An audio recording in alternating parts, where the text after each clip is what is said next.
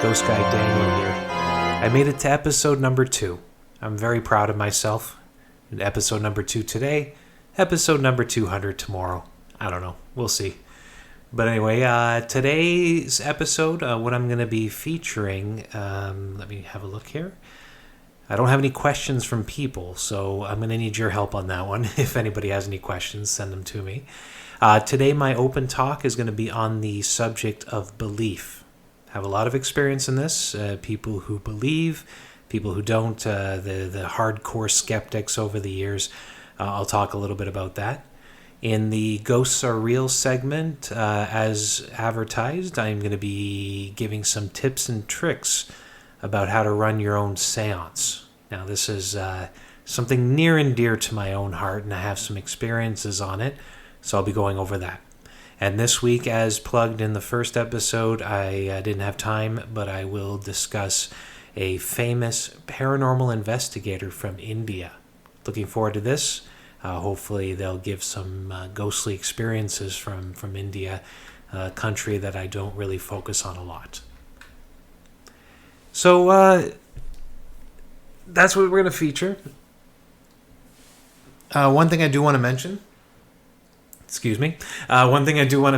is that I am going to be opening up for interviews, either maybe episode 4 and episode 5. I'd like to bring somebody in to talk, ask questions, give their stories. Now, I do already have a couple people in mind, but I am going to do a shout out. Anybody listening, please do send me a message. You can do it through email at ggdaniel@ghostwalks.com or through Facebook at Ghost Guy Daniel. You can just message me through there. And even on the Ghost Walks website in the footer, I now have a link to where some of these podcasts are going to be posted. And there's a form on there you can fill out. So those are the angles. If anybody has a ghost story, if you're in the world of the paranormal and you'd like to discuss your experiences, I am open to it and would love to talk to you. So as I mentioned, I do got a couple people already in mind, and I will be contacting them. I'm thinking maybe episode 4, episode 5, once I feel a little more comfortable with what I'm doing here. Now, a personal note, I got a little personal in the last episode. I talked a little bit about my connection to, let's call it spiritualism, to meditation, and I wanted to talk, the reason I brought this up is because I want to kind of get into that, I don't know the best way to put it, but I want to share my experiences on the podcast. So I don't know how well this is going to do, but the one area that I am currently investigating, something that I've investigated in the past, is what's known as an out-of-body experience, an OBE. Now, I don't know how many of you listening have heard of these OBEs, but the idea behind it is that through our spiritual form, we can leave our body. So the ability to leave our body and travel on what they call an astral plane. Now, when I first heard it years ago, I thought it was very over the top. It was a little bit hard to believe, and for that reason, it took me a bit before I finally tried it out. And the weirdest thing is, as I mentioned, I'm not psychic in any way at all, but a little bit looking into this, and I did have that experience, which kind of proved it to me. Now, I'm not talking about a dream. I was awake. I'm not talking about a lucid dream, because it's not like things were happening and I could control it. It was almost like a very awkward experience. And that, to me, tells me that it was happening in the moment. It was like I was almost awake. The feeling of kind of floating out and floating around the room. Now, in the years following, I haven't really delved too much into it, and for that reason, I'm very out of practice. So it happened for me a couple of times. I dragged one of my friends into it as well. He was more successful than I was at it, but then it freaked me out. So for that reason, I kind of backed off, and I haven't really gone too far into it since. But now, since I am going more into the spiritual realm, the fact that I want to kind of learn more about this and maybe have that psychic experience. I'm very dedicated to it today, and then my first venture being into the out-of-body experience, see what happens with that. So I'm already on the first step. I already knew from before working with psychics and doing my own research that one of the ways that you can kind of speed up the process is to be more in control when you sleep. And most of us, including myself, when we sleep, we have dreams, and we wake up the next morning and we don't remember anything. Not a lick of nothing, maybe a flash here and there of something that you might have experienced that eventually will become a feeling of deja vu in the future, but a mysterious deja vu. That was the most, right? And that's most for everybody. So I know to take control of your sleep is very important to having this astral experience.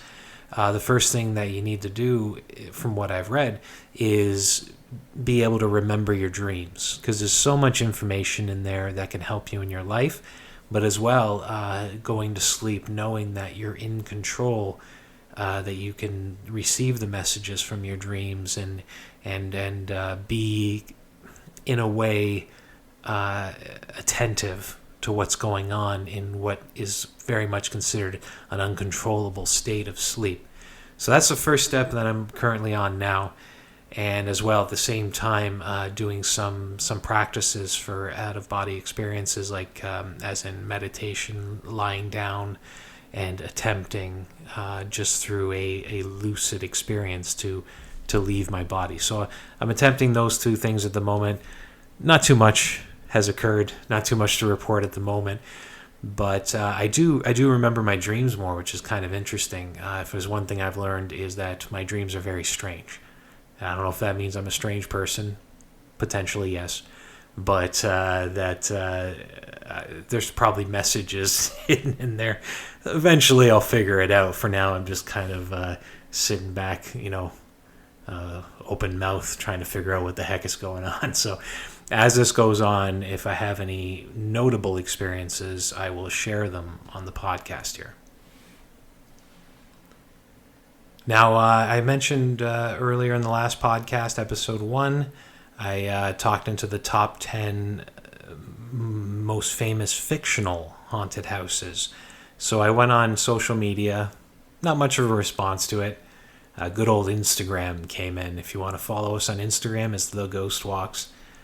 And I asked for people's favorite fictional ghosts. So not haunted house, ghosts. And I got a couple here that I'd like to share. From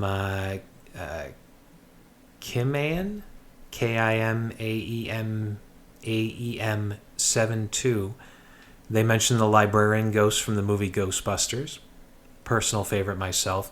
Terrifying, because when you first saw that movie, every kid can think back to when they first saw that movie and saw the kindly librarian just telling them to be quiet, and then what her face turned into. Now, if you haven't seen it, watch it.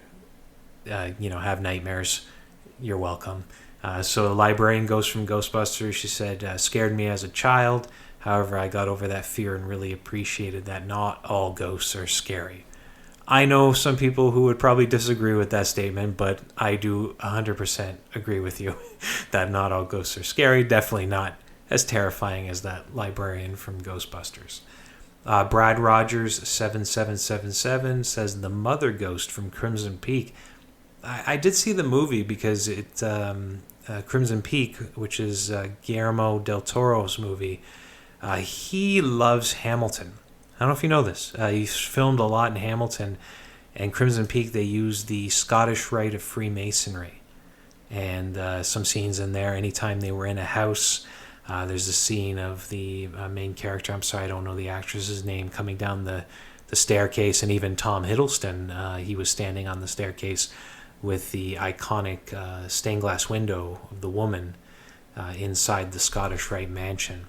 I'm a fan of that movie because of that. And I do remember the mother ghost. If anything, I thought the ghosts were very beautifully done. And that's something Guillermo del Toro is very known with. The design of his monsters and ghosts are spectacular. And I remember that. Don't remember being that much freaked out by the movie, but I can understand why that would be a fave ghost. And finally, we have Carbon Lilies. She says it has to be the jackal from 13 Ghosts. I'm going to be honest, I have not seen 13 Ghosts, or I saw it such a long time ago, I don't remember. One of the reasons why is because I heard it was very violent. And I love ghost movies, I love horror movies, but I can't stand them when they're overly violent. Like, some of them are just gratuitous. And for that reason, I kind of shy away. And I think 13 Ghosts was one of those I shied away because of the violence. But I'll take your word for it, Carbon Lilies, that Jackal is a fave-worthy ghost. And I did have somebody also on Facebook who confirmed that Hogwarts, as a general favorite fictional haunted house, is tops for them. Now, I mentioned before about questions from people. Whenever you're ready, whenever this podcast, if it ever takes off, people have questions, I am open for them. Anything related to ghosts, related to history as a foundation for ghosts, even my personal life. I really don't care. Just come forth. Just be nice to know that people are listening, and as well, I would love to be able to feature any questions as a discussion on this podcast. Now, I talked about doing pauses during the podcast, and I'll just very quickly mention that if you have any investigative tools, pendulums, divining rods, even detection tools like recorders, and of course a camera, that you have it ready while you're listening to the podcast. If you're listening at night, if you're in a haunted location, even if it is your own home, listening to ghosts, thinking about ghosts, talking about ghosts, in my experience, tends to raise the energy of a location. And for that reason, that you might stir something up, or I might inadvertently stir something up for you. And for that reason, that I'm going to do some pauses during the podcast so that when you can kind of just, dive in and detect. So when I pause, I'll go for a few seconds, but if you want to even pause longer and just kind of see if there's anything being stirred up around you. This is a personal experience of my own, that once I got into the ghosts and got into talking about them and got into trying seeking them when I was doing investigation back in the day, that you kind of draw the energy towards yourself. So I'm a huge believer in that. So if you have any of these types of tools, while you're listening, get them ready, and we'll do a pause starting with the first one right now.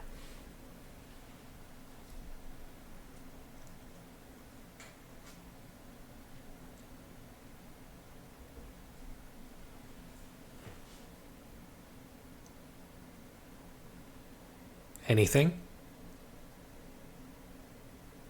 Well, I hope so. If you do get any results, anything occurs, please contact me. Send me through email, ggdaniel@ghostwalks.com, or through the Facebook page at Ghost Guide Daniel. Let me know what kind of results. I'd love to be able to read them, and with your permission, share them here on the podcast. And if I don't get anything moving forward, then I'll just stop doing those pauses.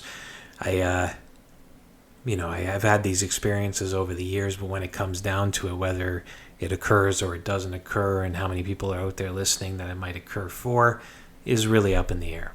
It's the reason they call this the unknown. They call it the unknown for a reason. So moving right along, this is the part I like to call open talk. So basically, I give myself a subject and just go to town. And today's subject is something that's near and dear to myself, the idea of belief. Now, I'm talking about belief in ghosts. So you either believe, maybe you're not sure, or you're a staunch skeptic, someone who doesn't believe at all. Now, over the years, I've met a lot of people on these tours, and it is true that the majority of them would be considered believers, or maybe they're just not sure, but that they're open to the idea of ghosts. And over the years, I feel that the tours that I've run, people come out because they love ghost stories and they believe in it and the possibility that something could happen, and they hear other people's experiences, and it makes them, it validates things for them. So for that reason, I love having so many believers out in the world. And to be honest, I do believe that ghosts in general as a subject, and that is not as ridiculed today as it used to be.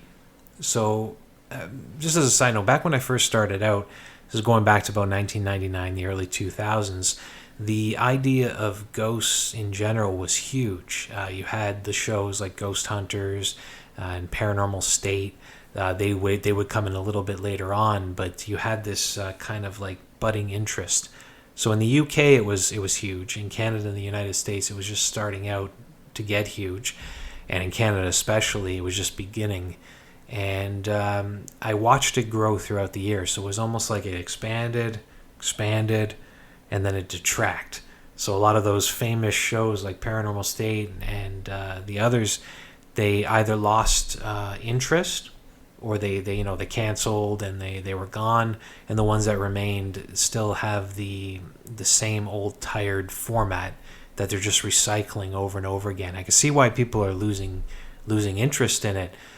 So it contracted and wasn't very popular anymore. But I can see now that there's this sort of reemergence. And for me personally, I can see the reemergence as coming through folks getting more spiritual. Now, it might be what I've mentioned before, the idea of spiritualism and meditation and whatnot. So they're getting more connected to the spiritual side of themselves. And for that turn, the idea of ghosts is not as ridiculous to them anymore. That might be part of it. The other part of it is science in general has changed a lot. And I'm no expert in this, so please do not take me like I'm a scientist when I say this. But looking a little bit into the idea of quantum mechanics or quantum physics, and how they now have the ability to read a person's energy. And it absolutely amazes me, even reading a person's aura and the colors that they give off for certain types of energy. It's absolutely fascinating.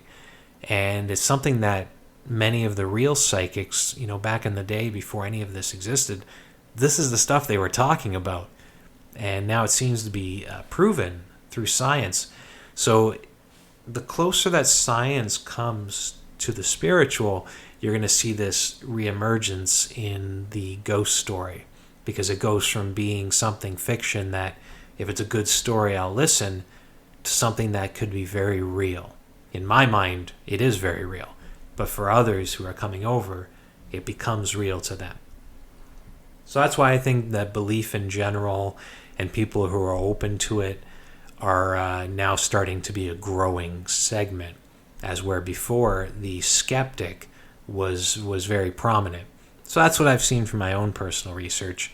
It's nothing official, but I've seen this kind of change. But I've met a lot of skeptics over the years. And what I've seen is two types of skeptics that kind of step forward. Now, the first one is just, you ask them, do you believe in ghosts? And they'll say no.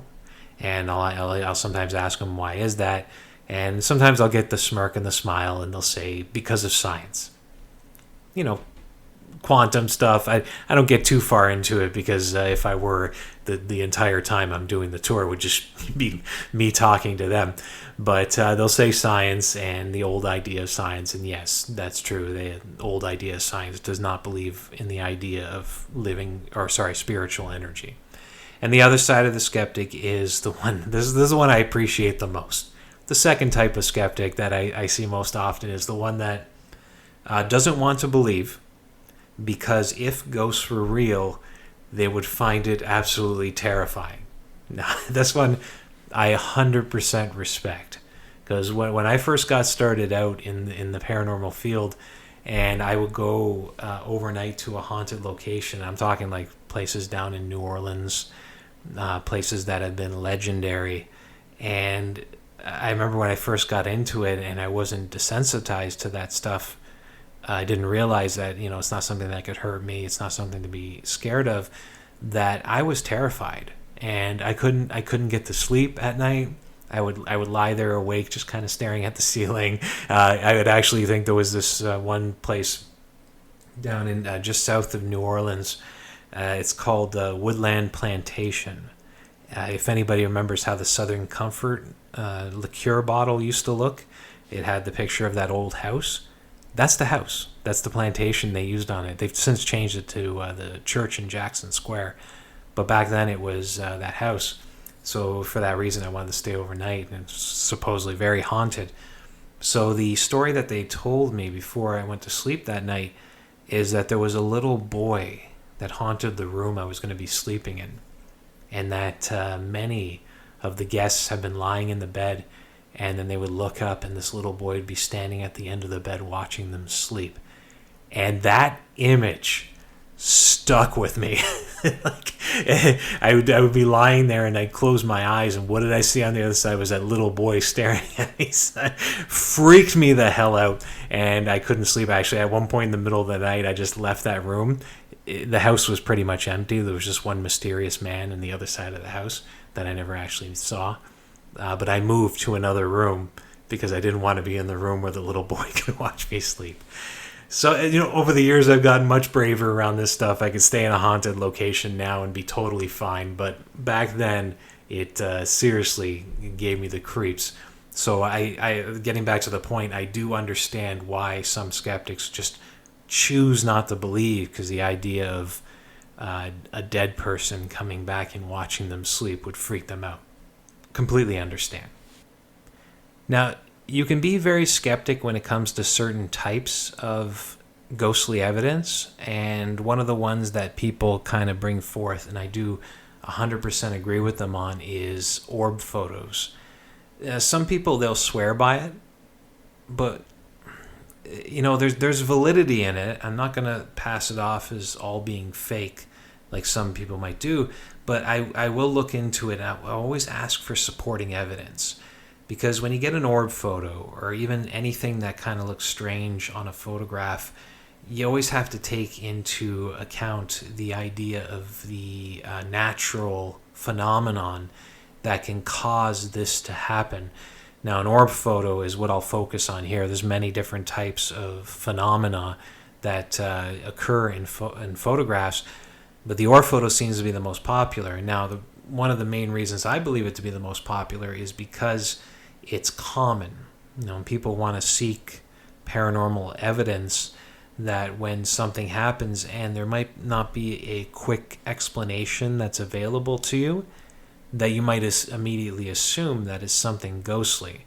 So when this big bright orb shows up in your photo, and then some people say if you zoom in on the orb and you can see shapes and stuff, and I kind of pass it off. I say, step back for a moment and realize that our mind is set to look for shapes.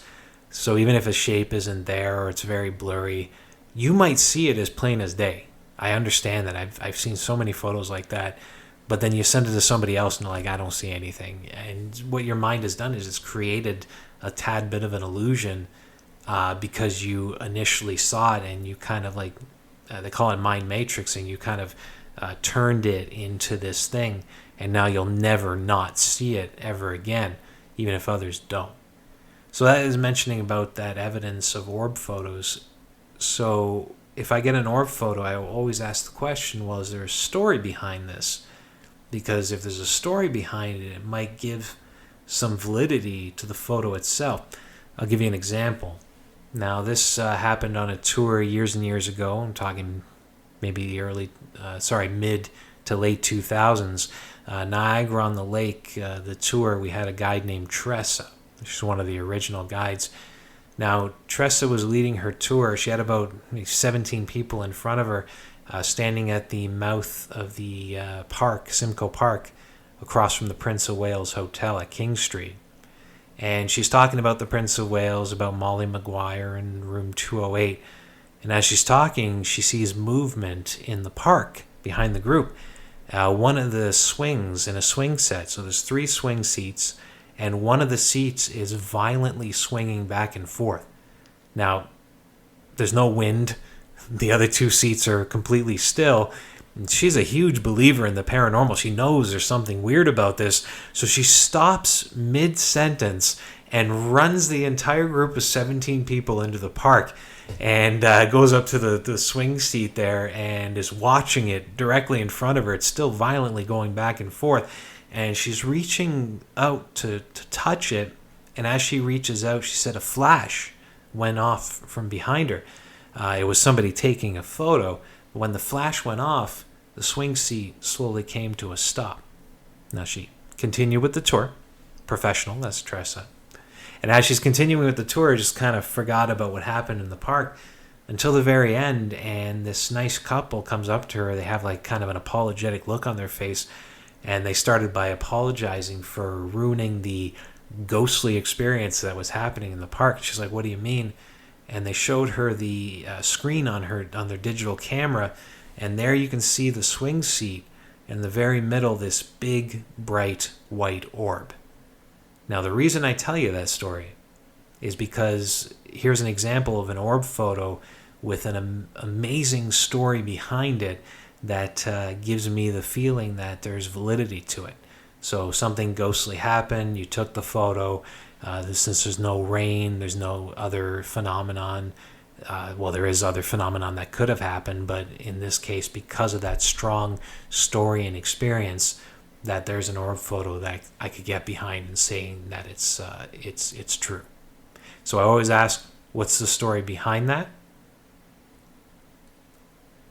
And one of the other things I like to mention to people who are just overly skeptical is that in the end, I mean, no matter how much you believe in ghosts, no one's really going to disagree that, possibly there's not something there. I mean, so many things have come forward saying the vibrations, there's like ultrasonic sounds that are happening in certain locations that can cause you to hallucinate. I don't know about that. If that were the case, I think you could set it up as a scientific experiment and go into a location, you would be hallucinating all the time, seeing ghosts everywhere. Oh man, if that was even possible, I would consider it. I mean, that'd be awesome. People can see ghosts and you can control it, but I digress. But in the end, I do kind of have to say to skeptics that I understand. I come from a skeptical point of view whenever I have any type of experience. And a skeptical point of view is always asking the question, what if? Is there any natural phenomenon that could have caused this? And if so, does it explain what happened in front of me? Also, to go to the absolute extent to try and get the experience down, word for word, experience for experience, how it happened in front of you, so that you don't later change it in your mind. So, in the end, with this open talk, the idea of belief, I am a believer when it comes down to with a skeptical angle to make sure that I am having true experiences.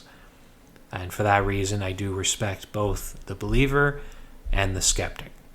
But you don't have to agree with me. If you disagree, if you have your own point of view, please do post on the Facebook page at Ghost Guy Daniel, or shoot me off an email at ggdaniel@ghostwalks.com. I'd love to hear from you. So with that, we have arrived at our second pause. Please see if something happens.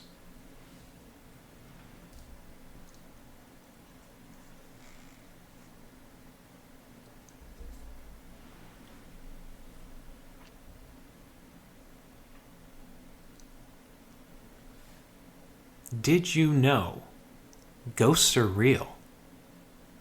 It's true. Okay, I just realized that goes against everything I just talked about. Okay, put this aside. That was just my canned opening for the following segment. And here I'm going to talk about real experiences that I have witnessed, that I have heard of and couldn't disprove in any way over the years, or stuff that has personally happened to myself. And for this, I'm going to get into the subject of running a seance. Now, this was something that I struggled with over the years. I used to have a couple of, actually I currently have one location. Of course, COVID has put that on hold. But I had another location as well that was open to the idea of the ghost hunt. And this is an event that was created a bunch of years back, kind of giving regular folks an amateur experience with ghost investigation. And the one location in Hamilton, where I am from, Hamilton, Ontario, Canada, is known as the Custom House. The original custom house dating back to the 1850s. Very haunted place. Many different versions of this building has existed, from a custom house to a school to a original YWCA. It was a social services place, which was basically just an abandoned building with an open door for homeless people to come in. It was a macaroni factory. It was a karate dojo, and today it's a museum. So just that quick Coles Notes version of the history, you got to realize how many people have set foot through the door of that building and have had experiences in that location. So for this reason, we are dealing with a very energetic place, and it was wonderful with the ghost hunts. I did them regularly, almost once a month, for 2 years straight. And by the second year, I think maybe the ghosts had accepted us as a part of the building. You could almost guarantee something weird was going to happen every single time we went into that building. And I will tell some more stories about that in the future. There's just way too much to cover in one segment here.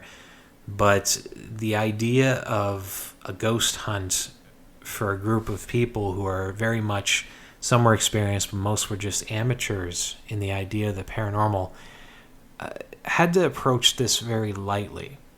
And being a spiritual person myself, I approached it from that angle. I'm not a psychic, although I did have psychics who came into the building with me for many of them. And I found that the method that I ended up with in the end was the most valid, that you could have the most energy stirred up.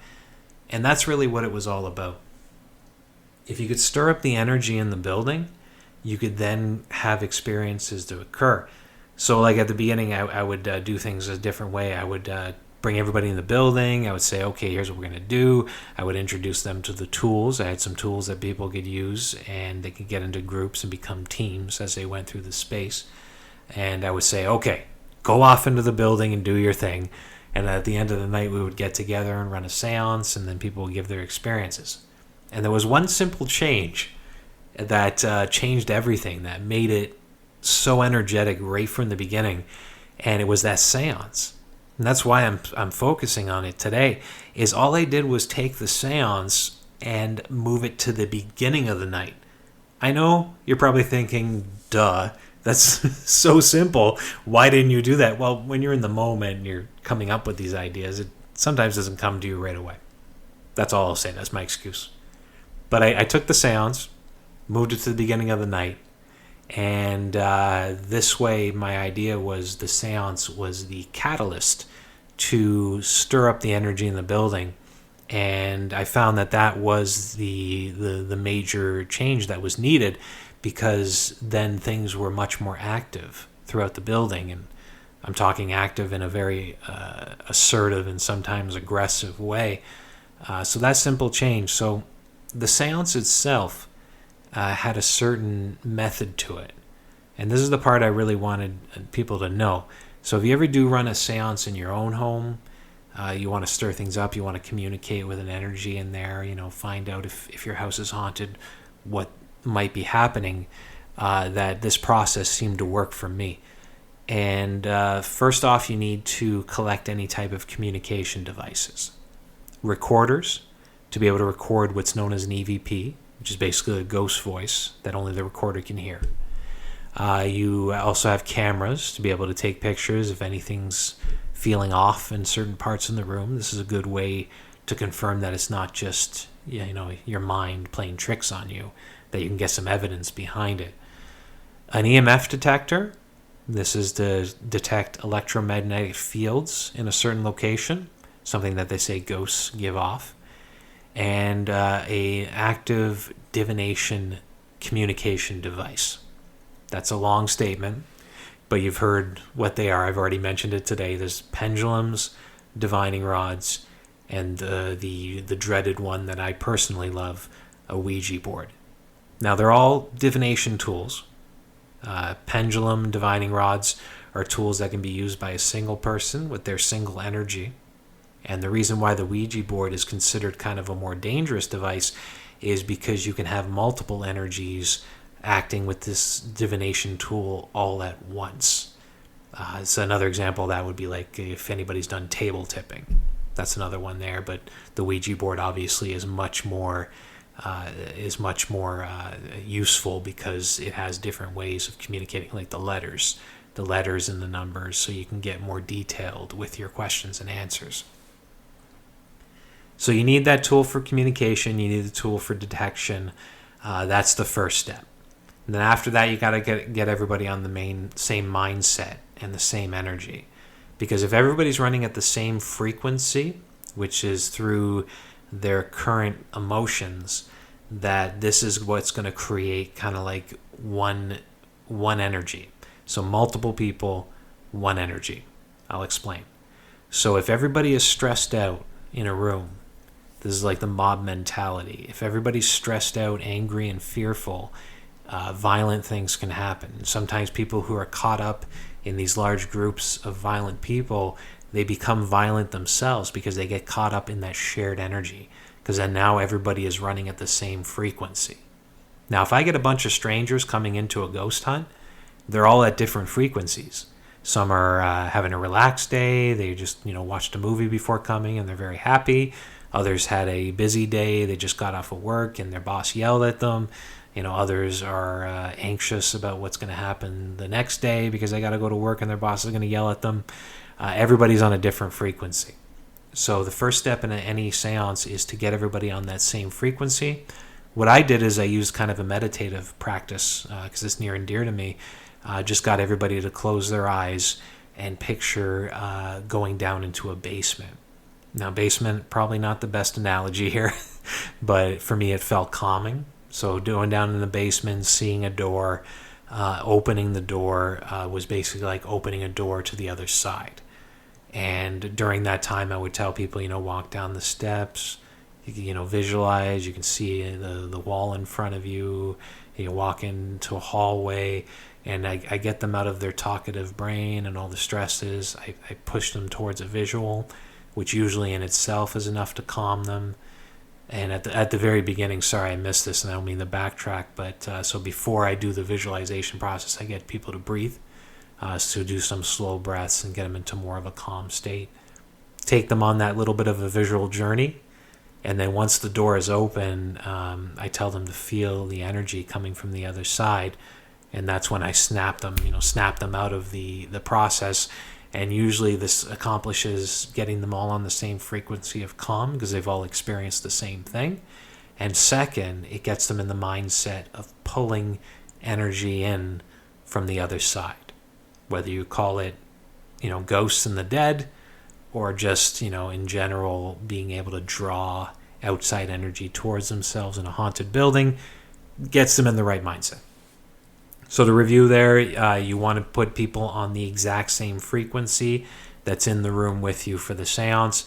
That way it's not just separate energies vibrating at their own rate, but that you just come together and all vibrate, and it's like this one massive energy that can pull in ghostly experiences much easier. So I go through that process, and then once it's done, I do attempt a little bit of communication before releasing them into the building, just to show them how it's done.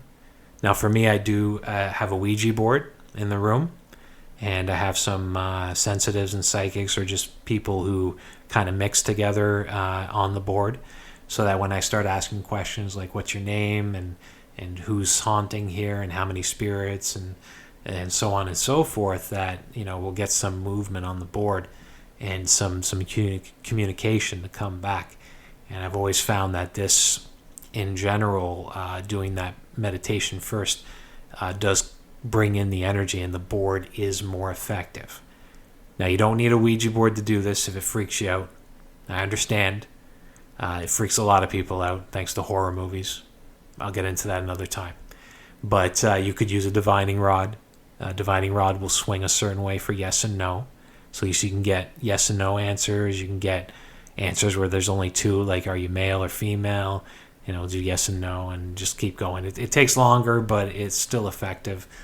Divining rods I would not recommend. It's not the best of communication tools. Divining rods is more for detection. So if you're walking around a space and they cross, then you you've walked into something. So Ouija board or pendulums are good for this process. After you do everybody onto the same frequency, and then you try a little bit of communication to get things rolling. And then after that, for me personally, I would then release them in a space to go investigate. Hopefully that's your case, where you can release them into a house, release them into a location, different smaller teams going, and then coming back afterwards to share their results. That seems to be the best process. And then at the end, when you share the results, one person says, oh, in this room, I got a sound of a child saying hello to me. And then somebody else will say, hey, oh, was that the dark room? And you'll be like, yeah. And they'll be like, oh, yeah. I got a sound of a little kid saying, hi, mommy, to me. And it was terrifying. And thank you, because your experience now has just proven mine to be real. And I'm not going to sleep tonight. I'm going to have nightmares. So that's the beauty of splitting off and coming back together, is that getting these similar experiences from different times and different people. And you now realize, holy crap, I might actually have something real here. So for that reason, the process I just went through here has worked very well for me, and I do recommend it out there if you want to run a seance on your own. Now, I want to give you an experience related to this before we move on to the next segment. And this happened in the custom house. Now, I was down on the first floor. This is when the seance was done at the end of the night. It's still active in the building. It's still possible to get things that occur because it's a truly haunted place. But I didn't expect it to be this aggressive and from such a different part of the building. But I'm in the main gallery on the first floor with about 20 or 30 people. We're doing the seance and the process. And as I'm doing this, what I didn't know is that two of my helpers were up in the attic, and they were using a Ouija board. They were trying to communicate with the caretaker. The caretaker supposedly haunts the attic. And Mary, I've changed her name to protect the innocent, Mary had asked, well, if there's somebody here, please prove it. And this is a question that's asked in so many seances and so many Ouija sessions, and for the most part, nothing happens. So people just use it as a throw-off question. And very rare does something actually happen. And when Mary asked the question, said, if there's somebody here, please prove it. What did they get? But there was a wall to their right, and from the other side of the wall, there was a knocking. Now remember, it is just these two ladies alone in the attic. There is nobody else over there. Everybody else is downstairs with me doing the seance. And Mary, when she heard the knocking, she didn't care about her friend. She was gone. Now, from my point of view, I'm inside the gallery, and what do I hear but this screaming noise that starts out very low, coming down the stairwell. It's very fast. It's like, it's like getting louder and louder. It's so loud as she, in front of 30 people, runs past into the foyer and then straight out the front door. I swear, it was just like a cartoon. And then the door shuts behind her and the screaming stops. So I stopped in the middle of the seance. I'm just looking at everybody, and everybody's staring at me like, what the heck is going on? So I go outside and I talk to Mary for a moment. She's freaked out. She's like breathing heavy and can't catch her breath. And when she calmed down a little bit, I said, well, can you come inside? Now, thankfully, she's not scared of public speaking, and she was fine with talking in front of the group, because I wanted this experience shared, and I'd rather have it come from the person who experienced it. And she went in front of the group, and just the look on her face, the way she told the story, you just immediately know that something bad had happened to her. And then she told everybody about hearing the knocking on the wall. So we're in the seance on the first floor. This is happening up in the attic. It's almost like you kind of just stir up the energy in a haunted location in general, and that occurs. So, I mean, depending on how large your group is, you could take a lesson from this, and you could have people in different locations throughout a haunted place as the seance is going in one room and seeing if it stirs up energy in others, even multiple Ouija boards going at the same time, and the evidence and information that comes through. Who knows? maybe it will link. Now, I have other stories from the custom house, including one where I dealt with real possession, but that is a longer story and is something I will save for a future podcast. With saying that, let's go into our final pause of the evening.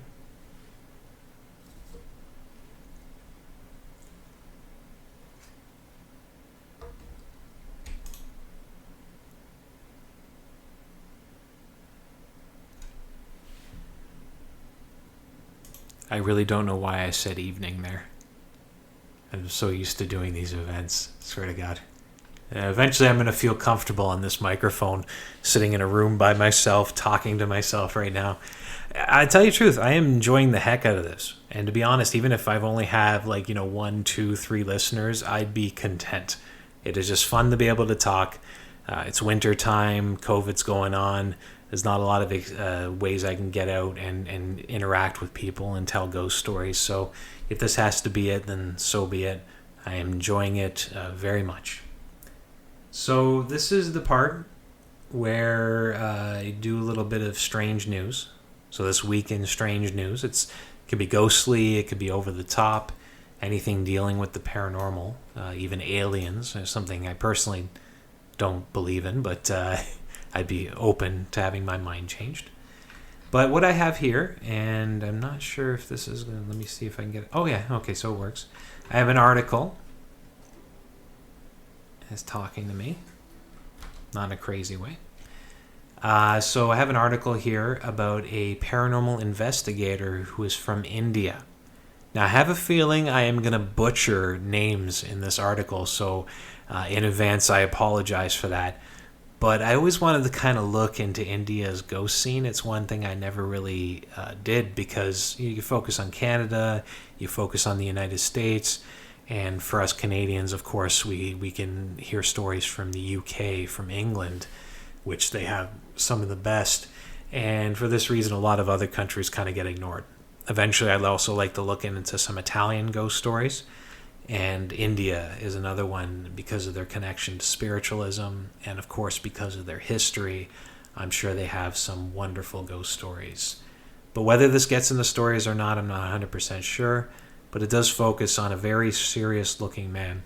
He is an investigator named, here we go, Gaurav Tiwari. So I'll spell it. It's Gaurav, last name Tiwari, Tiwari.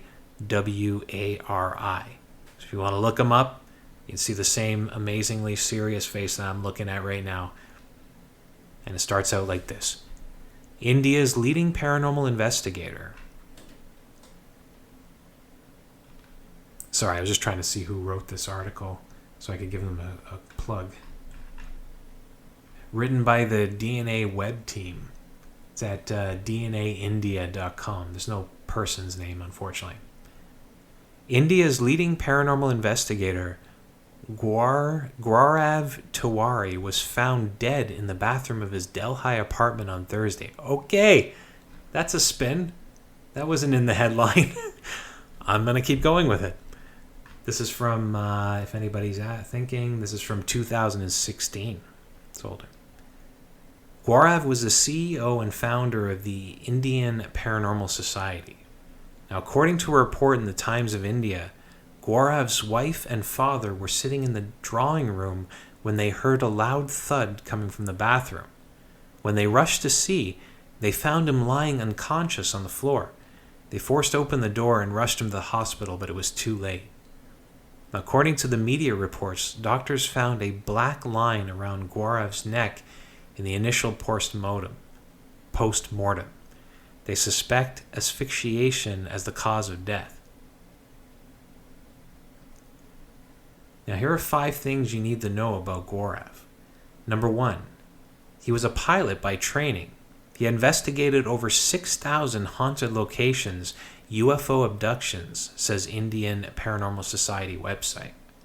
Number 2, he had starred in several TV shows, including MTV's Girls' Night Out, that's strange, A Haunted Weekends with Sunny Leone, Boot Aya, and Fear Files. I've heard of that one. He has also acted in 16 December and Tango Charlie, which I assume are Bollywood movies. He was reportedly a certified paranormal investigator. He was certified as a lead anomalous investigator by Paranexus Association of USA. He was also said to be a certified spiritual counselor and a hypnotist. He was ordained as a minister for the Metaphysical Church of Humanistic Science, or the MCHS. As well, number 4, he got hitched in January last year. That's married. Last month, he told his wife that a negative force was pulling him towards it and that he was unable to control it. However, his wife ignored this, thinking he is depressed because of his work pressures. That's strange. Number 5, he set up Indian Paranormal Society to help people who have suffered from paranormal incidents. Now, I think that's their way of just saying that he was helping people by doing investigations and hopefully giving them more information about what's happening inside their location. Now, I've just come to an abrupt stop because I'm now scrolling down looking. I think this is the end of the article. Oh, man. I was just getting into it, too. Jeez. Okay. There's a video here. It's not going to help you. Okay, so he does have some. If you go on YouTube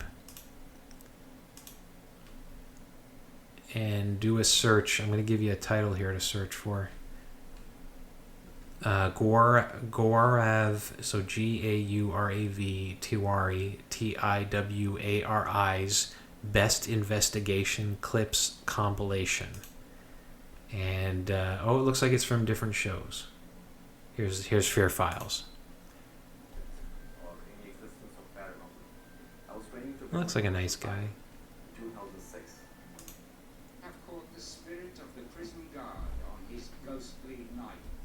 I like the drama behind it.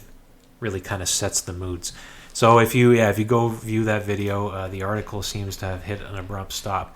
But sadly, as I didn't know, because I don't read these articles in advance, I want to be surprised at the same time you are surprised that this article is about his death.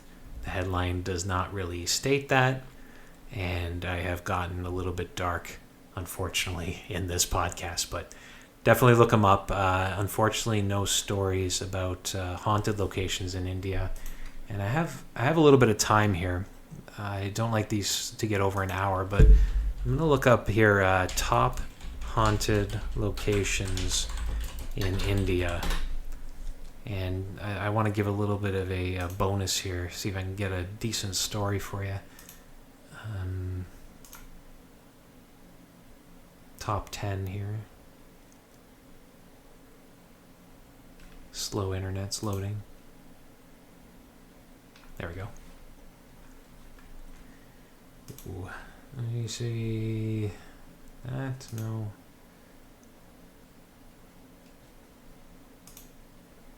Top 10 most haunted places in India is what I'm looking at. There's a beach here, Dumas Beach in Surat, Gujarat, Gujarat. This black sand beach in Gujarat was once an important Hindu cremation ground. And it is this history that gives it an eerie edge. The cheery morning atmosphere. That is an interesting combination of words. The cheery morning atmosphere fades with the setting sun, and by night, local people avoid Dumas Beach as much as possible. From spooky shrieks to whispers, people have reportedly heard haunting sounds coming from Dumas, said to be the spirits of tormented souls. No reason why, just that they're there. This is similar if anybody's heard of Long Point, which is not too far from Hamilton in Ontario, Canada. The headless ghost of Long Point. You get that same kind of eerie feel to it. Here's another one here, Dow Hill in West Bengal. According to locals, terrifying ghosts reside in the small hill station of Dow Hill. the surrounding forest, and the nearby Victoria Boys' School. A number of accidents and murders have taken place here in the forest, and the ghosts of various children have been sighted. The most common is one of a headless boy, who roams around in the forest and follows people. Personal love of haunted forests comes from doing the tour out at the Hermitage. I've had many experiences out there, something maybe I'll get into in a future podcast, but anytime I see like an old haunted, kind of a mature, overgrown forest, like I'm looking at the picture here, it's kind of that eerie feeling, and it's not a place that you really feel comfortable being in at night. Just a personal feel. I don't know, maybe some people out there who love hiking are like right now screaming at me going, it's so relaxing, Dan. Just go with it. Anyway, some of these other ones here, not really that interesting. Oh, here we go. We got a hotel. Hotels are always great. I'll end off with this one. Savoy Hotel in Mussoorie. That's Mussorie. The story of this haunted hotel began in 1911. A spiritualist named Miss Frances Garnett Orme was poisoned in the Savoy, and the mystery remains unsolved to this day. Guests have claimed to have seen Miss Garnett Orme's ghost roaming around the hotel and heard the echoes of her footsteps. Definitely look up a picture. This hotel looks like something out of an amusement park. The Savoy, Savoy Hotel in Mussoorie, Mussorie. I can't wait to get back to talking about English locations. I promise not to butcher those. But with saying that, I think we've come to an end. There's really nothing else for me to talk about here. I am going to continue on. These podcasts will be weekly, anywhere from Tuesday to Wednesday in a week. I'll probably have the time to record them and put them out. They'll be put out on iOS and Android through my carrier that I'm using, which is Anchor. And I'll have the Anchor page. It's all posted through Facebook at Ghost Guy Daniel. And as well, I do post them to the YouTube page. If you don't want to download a podcast, and just go to the Ghost Walks YouTube page, and they'll come up there at the same time they release everywhere else. Again, I want to hear from you. If you want to message me, ggdaniel@ghostwalks.com, or message me through Facebook at Ghost Guy Daniel. Telling me your stories, you have experiences, you want to be interviewed in a future podcast. Interviews should hopefully start by the 4th or 5th episode. Again, it has been my absolute pleasure talking to you about ghosts today, and I wish everybody a very wonderful week.